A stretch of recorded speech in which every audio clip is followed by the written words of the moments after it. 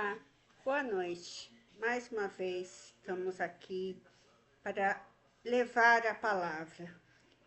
Gente, eu lendo, eu ando lendo as notícias. Ah, de fundo tá os louvores de Caspian Ferraz. Muito bom. Mas eu quero falar com você o seguinte. Nós estamos vivendo uma era que não dá para entender. Pessoas que viviam na igreja fazem projeto de lei contra a palavra de Deus? Como assim? Mas está acontecendo, gente. E se esse projeto for aprovado, não venha a ser padres, pastores, mas vai dar abertura para qualquer pessoa que levar a palavra de Deus, levar essa palavra, seja preso. Está acontecendo. Bem, isso eu acho que, se eu não me engano, está em algumas passagens bíblicas, né? Eu, como digo, não sou teóloga, mas tento levar a palavra a todos vocês.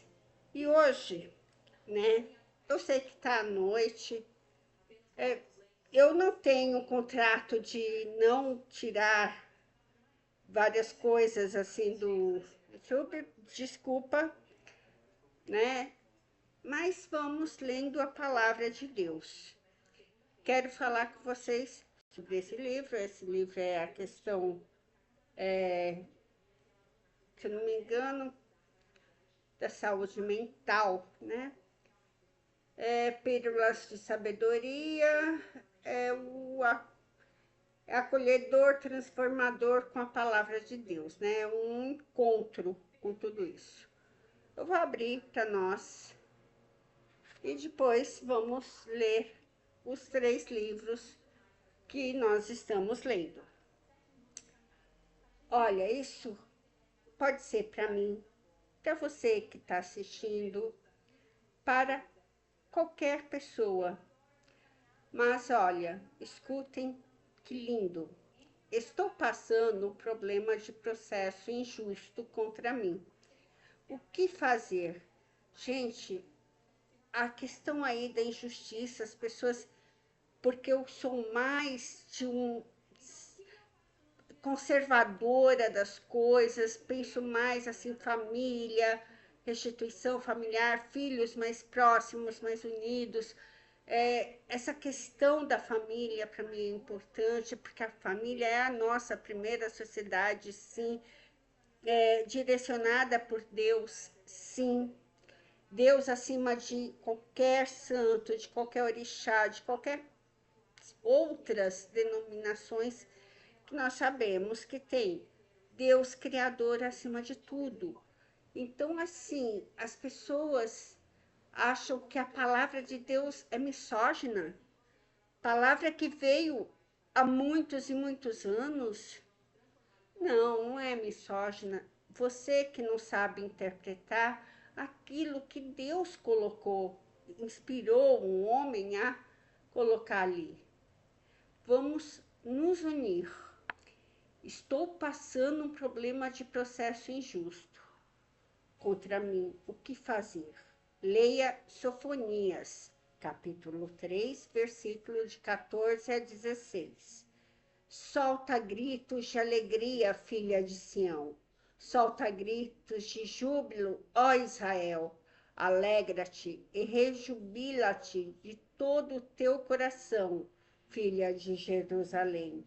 O Senhor revogou a sentença pronunciada contra ti e afastou o teu inimigo. O rei de Israel, que é o Senhor, está no meio de ti.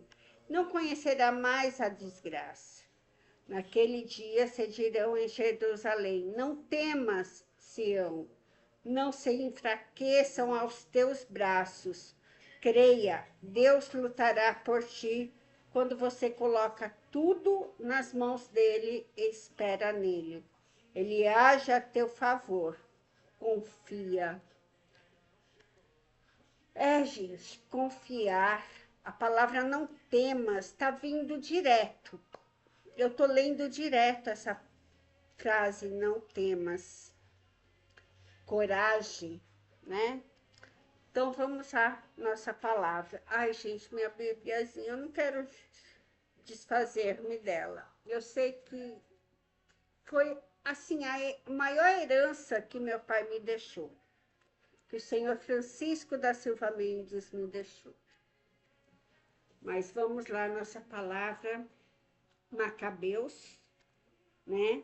Eu li do 3 ao 40.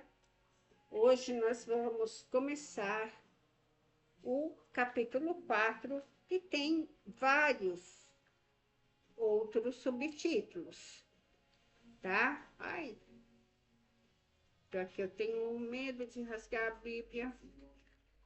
Ele tem vários subtítulos. Ele vai do 1 ao 50.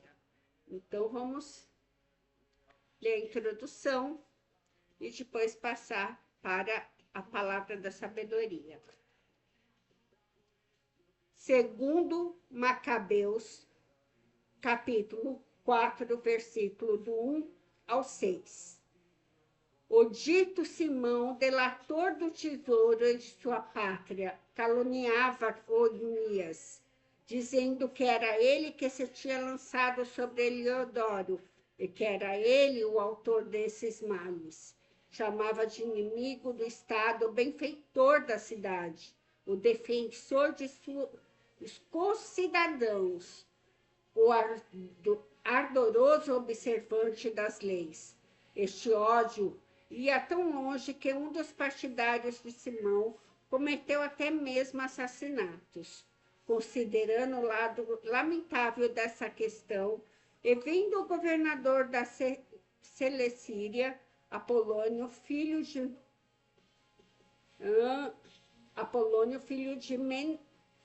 Menestel, filho de Menestel, excitar a malícia de Simão. Dirigiu-se Onias para junto ao rei, não que ele tivesse a intenção de acusar seus cidadãos, mas para advertir sobre os interesses públicos e privados de todo o povo. Via muito bem que, sem uma intervenção do rei, seria impossível restabelecer a paz e pôr termos aos desatinos de Simão. Gente, aqui fala, né, das pessoas que querem se apoderar, né? Aqui cita um pouco da inveja, fofoca, né? Inveja e fofoca ali juntos, dos desatinos, das coisas que são provenientes do mal. E a gente está num mundo que acontece o tempo todo. Às vezes a gente não sabe porque briga com o filho, fala, filho, não faz isso, faz aquilo, tal. A gente não sabe, mas a gente, quem é mãe, cuida a vida inteira desse filho, não importa a idade dele. E eu acredito que a gente tenha que mudar nossa história, formar famílias mais reais. Sim, educar começa em casa, não é na escola. A escola, gente, eu fui coordenadora, fui professora há 35 anos. A escola nunca educou. A escola é um passar de conhecimentos científicos para os seus. Mas olha, é impressionante, para dizer a verdade, que quando os pais fazem homeschool, são presos. Porque são presos porque não gostam de funk. Juiz, você já ouviu os funks de hoje? São totalmente apelações sexuais contra a mulher. Você já ouviu? Você já sentiu essa pegada? Eu dava aula com músicas clássicas ou músicas tipo, que levavam a ciência dentro de sala de aula, explicando, colocando baixinho tal, mas sempre músicas assim que estimulavam. Hoje em dia, o professor, se o menino tá lá, se matando lá no fundo, vai estar ali, fala, tô ganhando o meu mesmo aí. E assim a vida. Daí entra essa questão também. Porque nós temos que pôr leis, temos que colocar na escola disciplina na questão do quê? Na questão que a vida exige. Porque lá fora a vida vai exigir muito. Mas nós estamos vivendo valores tão inversos que nos colocam em certas posições de ruínas. Nós estamos indo para o caos. Pensemos nisso. Bem, vamos então ao nosso livro. Opa, deixa eu só marcar aqui, porque eu sempre marco, capítulo 4, versículo do 1 ao 6, tá? Porque é importante a gente ter esse conhecimento. Ah, e eu quero dizer, pedir desculpa, que ontem não teve, porque eu recebi uma notícia chata, né? Estou de luto ainda, mas é a vida, né, da gente? A gente nasceu, às vezes uns nem nascem no nosso ventre, por espontaneidade, como no caso de Ariel, né, Ariel, um anjinho que se foi com 7 semanas e 4 dias, e outros por causa de um cateterismo, uma doença, que vão com 2 aninhos e 10 meses, outros que se vão porque é hora de ir. Ai, mas é assim a vida. Continuemos. Eu li para vocês o capítulo 16. Hoje, vamos ler o capítulo 17. Quem sabe Deus diz alguma coisa para nós muito importante, que precisamos usar nossas forças para o bem, para criar momentos mais prazerosos. Não é em sexualidade, não, gente.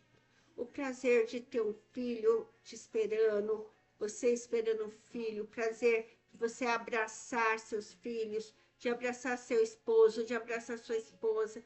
Isso é prazer. De abraçar seus pais, se ainda estiverem vivos. De agradecer a Deus pelos animais de estimação que você tem. Isso é prazer também. Mas vamos à palavra do livro de sabedoria, capítulo 17. A praga das trevas. A consciência atormenta também aos idólatras. Será? Eles têm consciência. Então, se tem consciência, de alguma maneira aquilo vai pesar no subconsciente dele um dia. Quem sabe como aquele ladrão que estava na cruz e no último instante entendeu que só Jesus o salvaria. E foi assim. Enquanto que o outro, arrogante, continuou dizendo: esse daí não é nada. Imagine. Em verdade, grandes e impenetráveis são vossos juízos, Senhor. Por isso as almas grosseiras caíram no erro, por terem acreditado que podiam oprimir a santa nação. Os ímpios prisioneiros das trevas, encarcerados por uma longa noite, jaziam encerrados nas suas casas, tentando escapar à vossa incessante vigilância. Depois de terem imaginado que com seus secretos pecados ficariam escondidos sobre o sombrio véu do esquecimento. Eles se viram dispersados como presa de um terrível espanto e amedrontados por alucinações. Mesmo o canto mais afastado em que eles se abrigavam, não os punha ao abrigo do terror. Ruídos aterradores ressoavam em torno deles, e taciturnos espectros de lúgubre e taciturnos espectros de lúgubre aspecto lhes apareciam. Nenhuma chama, por intensa que fosse, chegava a alumiar, e a luz brilhante dos astros era imponente para alumiar esta noite sombria. Mas pareceu-lhes de súbito nada mais que uma chama aterradora, e tomados de terror por essa visão fugitiva, julgavam essas aparições mais terríveis ainda. A arte dos mágicos se mostrou ilusória, e esta sabedoria que eles pretendiam evidenciou-se vergonhosamente como falsidade. Aqueles que se jactavam de banir das almas doentes o terror e a perturbação. Eram eles mesmos atormentados por um ridículo temor, mesmo quando nada de mais grave os aterrorizava. A passagem dos animais e o civo das serpentes punham-nos fora de si. Eles morriam de medo. Recusavam até mesmo contemplar este ar ao qual nada podia escapar, porque a maldade, condenada por seu próprio testemunho, é medrosa. E sob o peso da consciência, supõe sempre o pior, pois o temor não é contra outra coisa que a privação dos socorros trazidos pela reflexão, porque quanto menor for em tua alma a esperança de auxílio, tanto mais penosa é a ignorância daquilo que se tem medo. Eles, durante essa noite de impotência, saída dos recantos do Hades imponente, dormiam no mesmo sono, agitados de uma parte pelo terror dos espectros e paralisados de outra pelo desfalecimento da alma, porque era um pavor repentino e inesperado que se abatera sobre eles, e todo aquele que caía sem força ficava como preso e encerrado no cárcere sem ferros, fosse ele camponês ou pastor, ou o operário que se afadiga sozinho no seu trabalho. Uma vez surpreendido, tinham de supor a inevitável necessidade, porque todos estavam ligados por uma mesma cadeia de trevas. O civo do vento, o canto harmonioso dos passarinhos nos ramos espessos, o murmúrio da água correndo precipitadamente, o estrondo das rochas que se despenhavam, a carreira invisível dos animais que saltavam, os urros dos animais selvagens, o eco que repercutia nas cavidades dos montes, tudo os paralisava de terror, enquanto que o mundo inteiro estava iluminado de uma brilhante luz, e sem obstáculos se entregava às suas ocupações. Somente sobre eles se estendia uma pesada noite, imagens das trevas que mais tarde os devia acolher, e eles eram para si mesmos um peso mais insuportável que esta escuridão. Gente, pesado aqui, né? Fala do medo dos ímpios, quer dizer, um barulho lá fora, uma cigarra, né, cantando, um grilo, um sapinho, que a gente não ouve mais essas coisas, né, na cidade. Nós esquecemos de ouvir. Por quê? Porque nós assassinamos São Paulo, né? Matando rios, matando árvores, matando esses animais. A gente não ouve mais. E aqui fala que o socorro, aqui tem uma frase aqui, ó. Pois o temor não é outra coisa que a privação dos socorros trazidos pela reflexão, porque quanto menor for sua alma a esperança de auxílio, tanto mais penosa é a ignorância daquilo que se tem medo.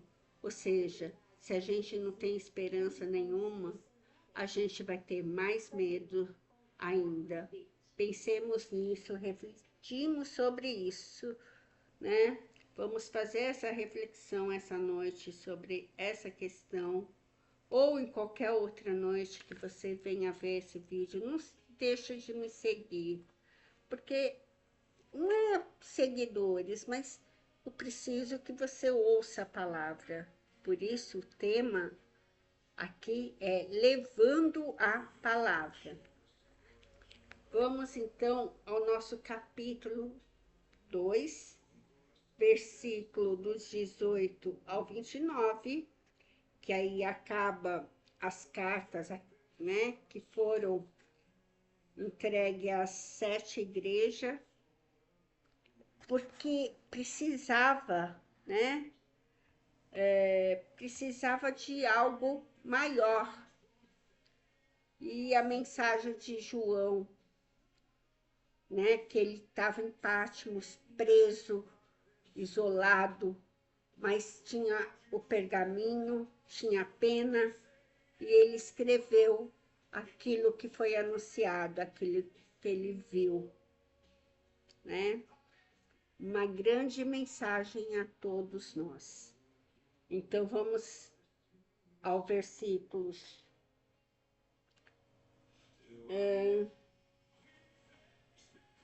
12 ao 17, que eu li. Vamos então ao versículo 18 ao 29. Mensagem a Tiatira. Mensagem a Tiatira. Ao anjo da igreja de Tiatira escreve: Eis o que diz o Filho de Deus, que tem os olhos como chamas de fogo e os pés semelhantes ao fino bronze. Conhece tuas obras, teu amor, conheço tuas obras, teu amor, tua fidelidade, tua generosidade, tua paciência e persistência, e as últimas obras que excedem as primeiras. Mas tenho contra ti que permitas a Jezabel, mulher que se diz profetiza, seduzir meus servos, e dizer-lhes a praticar imundícies e comer carne imolada aos ídolos. Eu lhes dei tempo para arrepender-se, mas não quer arrepender-se de suas imundícies.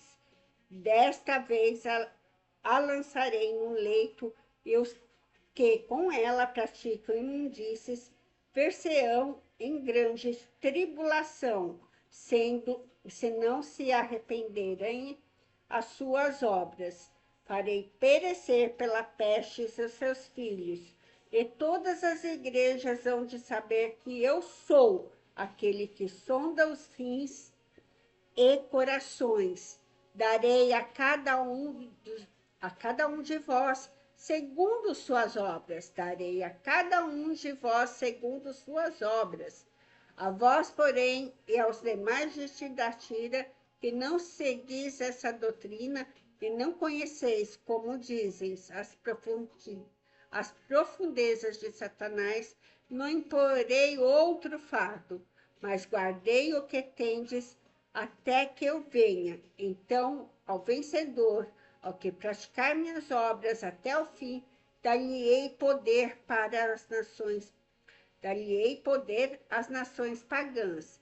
Ele as regerá com cetro de ferro e quebrará-las-á como vaso de argila, assim como eu mesmo recebi o poder de meu Pai, e dar-lhe-ei a estrela da manhã. Quem tiver ouvidos, ouça o que o Espírito diz às igrejas. O que eu entendi aqui, gente? Não sou profetisa, não sou nada, sou uma cidadã, mãe. Escrevo algumas coisas, tenho alguns poeminhas aí guardados, Participo de algumas antologias, sim, da literatura brasileira, da grande literatura brasileira, mas eu penso aqui comigo, se nós não nos arrependermos daquilo que nos afasta de Deus, não dá. Temos que nos arrepender. E Jesus diz aqui claramente, olha, que vai dar aquela igreja, aquele povo para outro domínio. Só que as pessoas têm de que ser fortes e resgatar os planos de Deus, né? Ó, mas guardai o que tendes até que eu venha. Não, é antes. A vós, porém, e aos demais de Tiratira, que não seguis esta doutrina e não conheceis, como dizem, as profundezas de Satanás, não imporei outro fardo, mas guardei o que tendes até que eu venha. Então, ao vencedor, ao que praticar minhas obras até o fim, dar-lhe-ei poder sobre as nações pagãs. Eles as regerá como cetro de ferro, e quebrarás como vaso de argila, assim como eu mesmo recebi o poder de meu Pai, e dar-lhe-ei a estrela da manhã. Quem tiver ouvidos, ouça o que o Espírito diz à igreja. Então, sejamos aptos a ouvir e fazer, ter a ação de filhos, filhos não, criaturas de Deus. Para sermos filhos de Deus, precisamos ser limpos de todos os pecados. Nós temos nossas fragilidades humanas, aí é uma crítica até de uma grande escritora chamada Carmen, da ALGEB, da Associação de Jornalistas e Escritoras Brasileiras.